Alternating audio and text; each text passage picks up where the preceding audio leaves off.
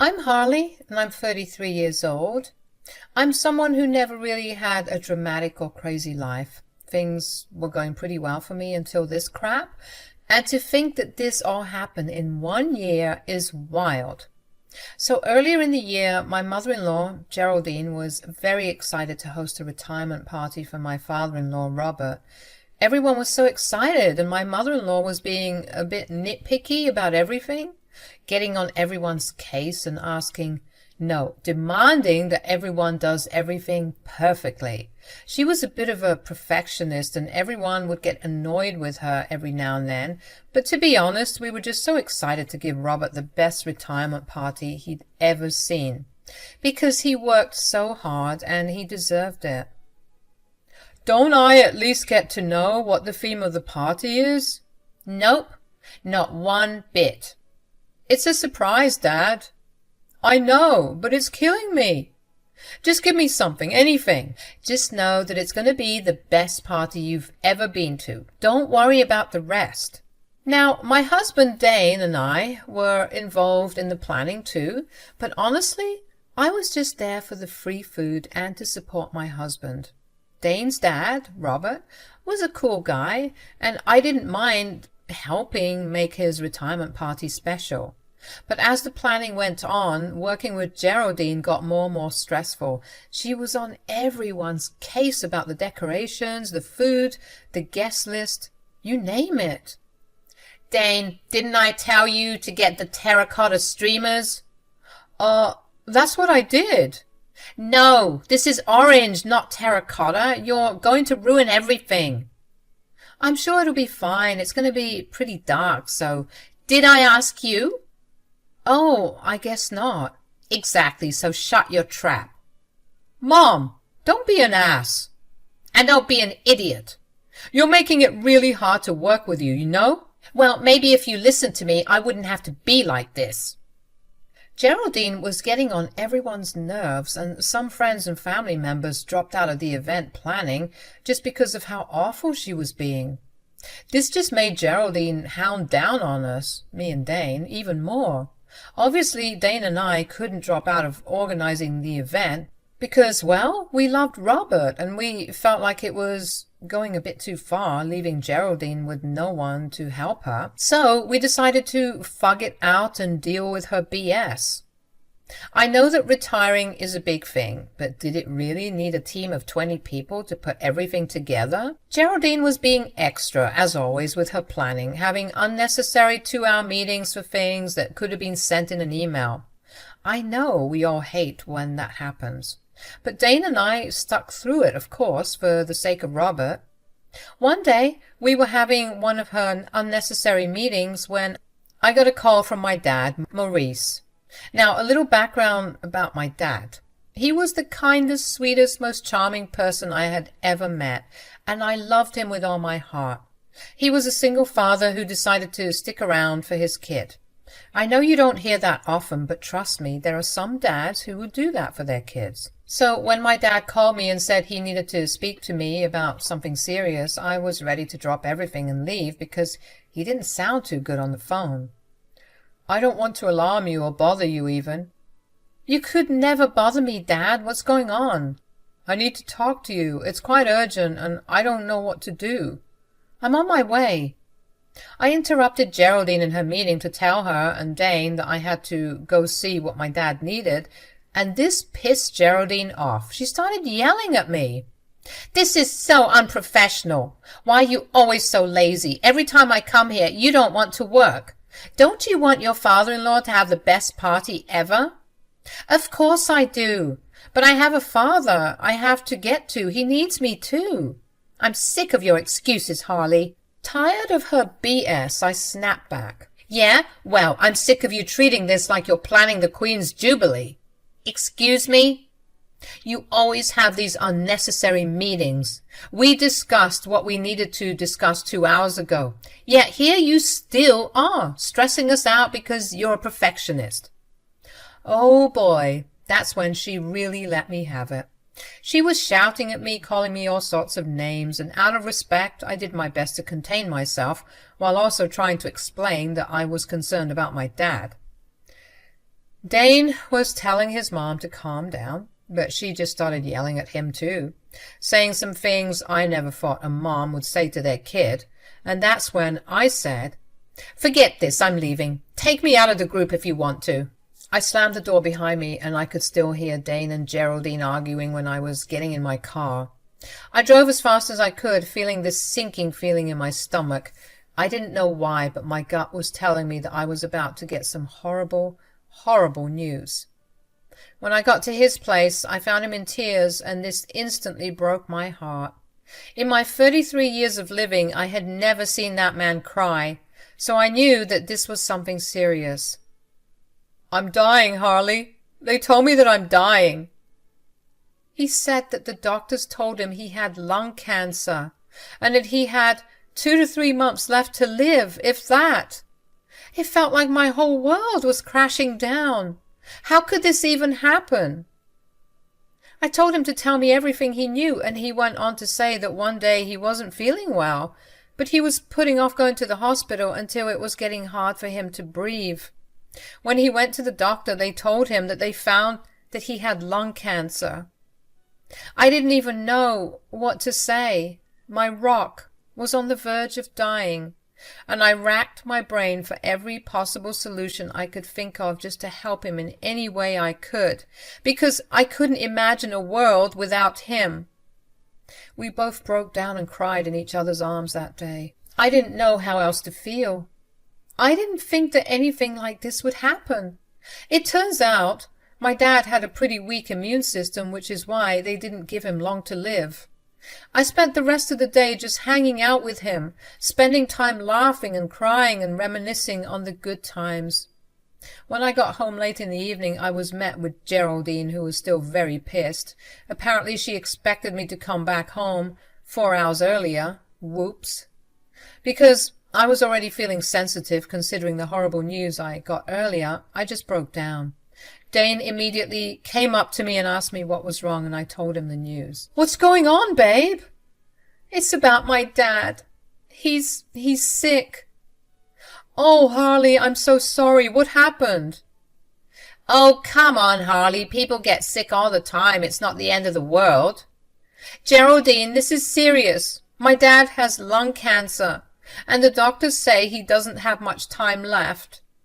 "Well, I don't see why we need to make such a big deal out of it. People survive cancer all the time." "Mom! Show some damn compassion. This is Harley's father we're talking about." "That was such a rotten thing to say." "Maybe, but it's true. We have more pressing matters now. Besides, haven't you heard those stories where the doctors say some crap like, 'You have 2 weeks left to live,' but the person survives? All I'm saying is, don't believe everything that you hear." "Mom, this is not the time for your bullcrap. Show some empathy." "I won't be yelled at by my own son." "Well, maybe it's time you left. Harley's going through hell, and we don't need your negativity right now."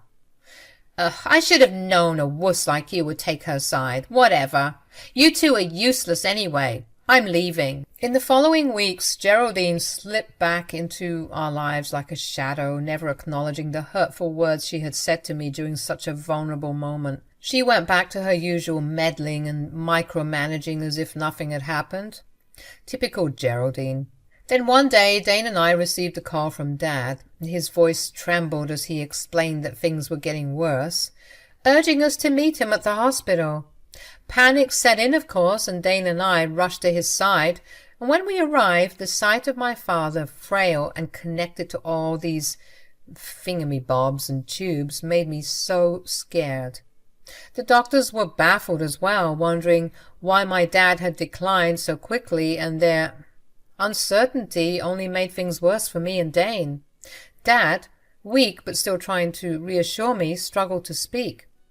The tears were just streaming down my face uncontrollably. I clung to every moment, fearing it could be our last.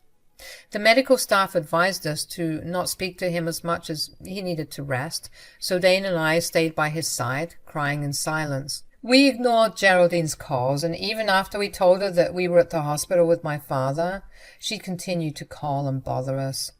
Those weeks at the hospital were like a never-ending roller coaster, and every day felt like a mix of emotions. My dad was hanging on to life, and I was caught between the reality of losing him and the stupid stress of the retirement party. It was a juggling act of emotions, one moment crying in the hospital room and the next putting on a fake smile for Geraldine's sake. Obviously, my involvement in the planning was dropping, and Geraldine's anger only grew. She just couldn't comprehend that my world was falling apart. I've honestly never met someone more cruel. I didn't have the energy for her perfectionist whims, and some days I just didn't hide it at all. This wasn't about decorations or party favors. It was about watching my dad slip away. Then finally the day of Robert's retirement party came. Geraldine, being the queen of the event, seemed a bit more composed and relaxed. It was showtime for her stupid, redundant planning, and everyone was feeling the excitement except me. While they were setting up the champagne and some last-minute decorations for Robert, I was thinking about my dad. Of course, Geraldine gave me crap for how I was acting. She expected me to be the life of the party and to match her enthusiasm.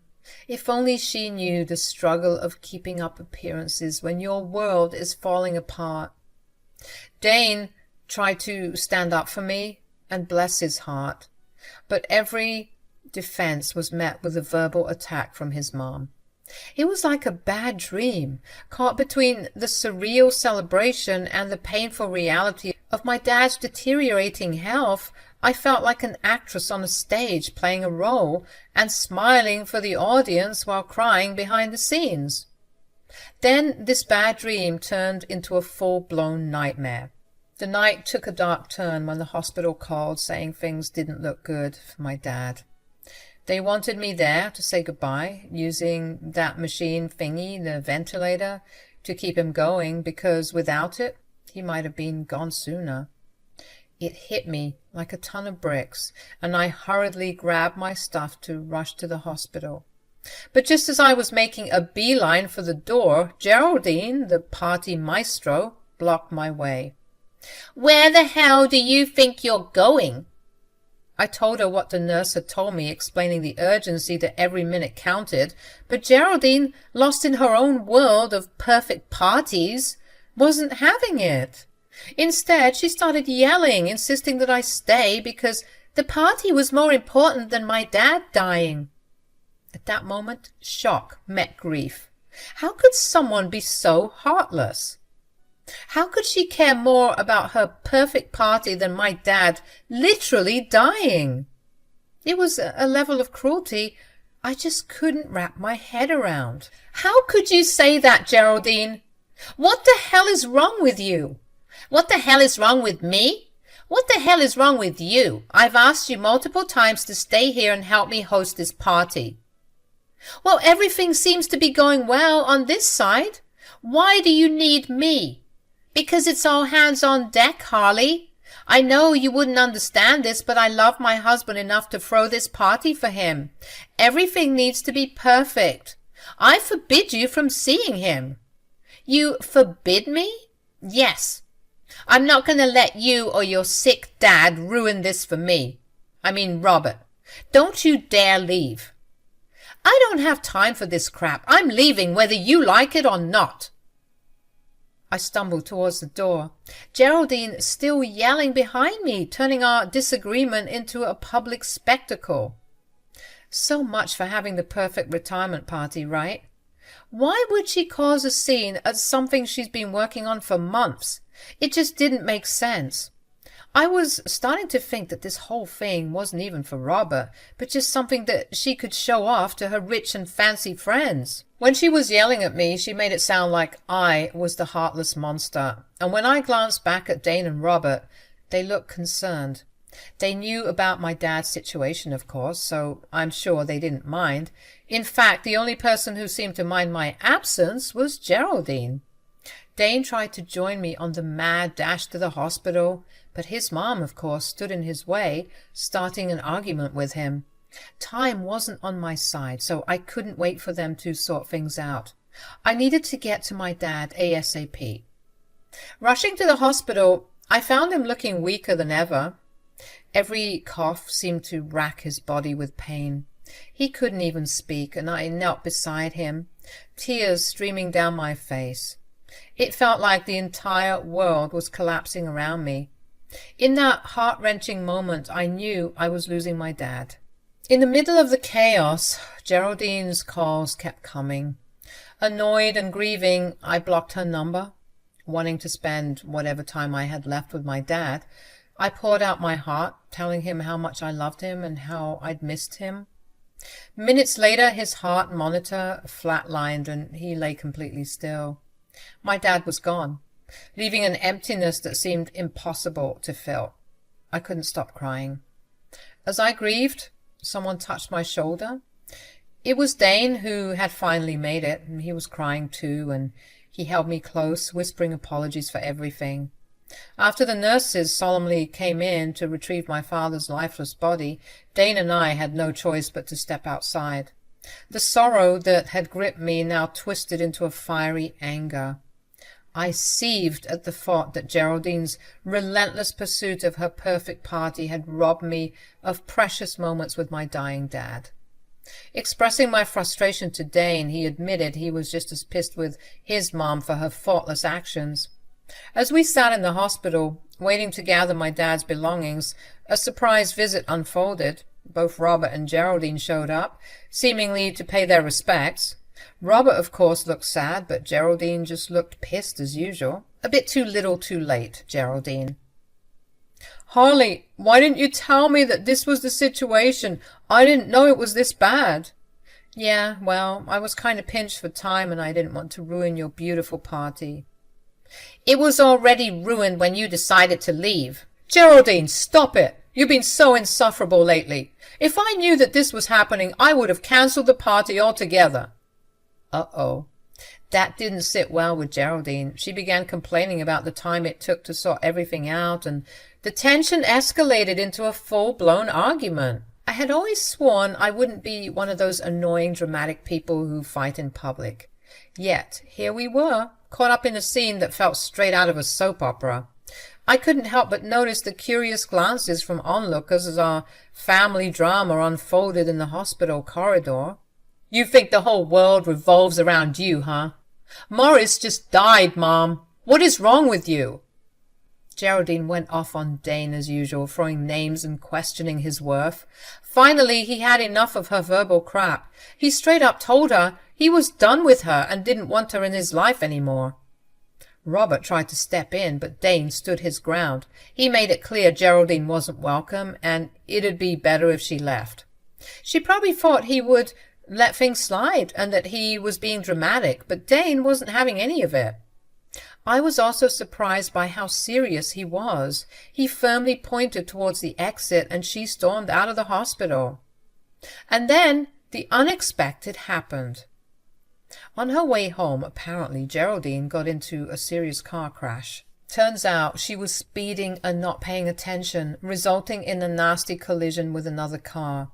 Dane and I only found out later in the night as we had left the hospital and were getting ready to plan my dad's funeral. We had planned to spend the rest of the night just grieving and taking things easy when Robert called us with the news. "You guys need to come to the hospital quickly. I'm on my way right now. The paramedics were saying that she's broken a lot of bones.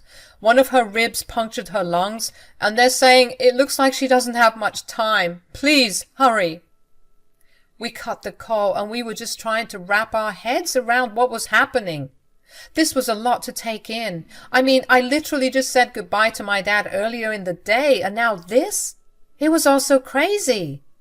I got up, getting ready to do what Robert said, and when I saw that Dane wasn't even getting up, I looked at him, confused. "I'm not going to the hospital, Harl, and you shouldn't either." "What? Didn't you hear your dad? Your mom might not make it." "Doesn't matter to me. She's always treated me like crap. Why should I care if she's dying?" "I know you two have had your issues, and I know today wasn't easy, but Dane—" "I'm being serious, Harley. I don't want to see that woman." It sounds crazy to say, but he was being serious. He didn't care about his mother anymore.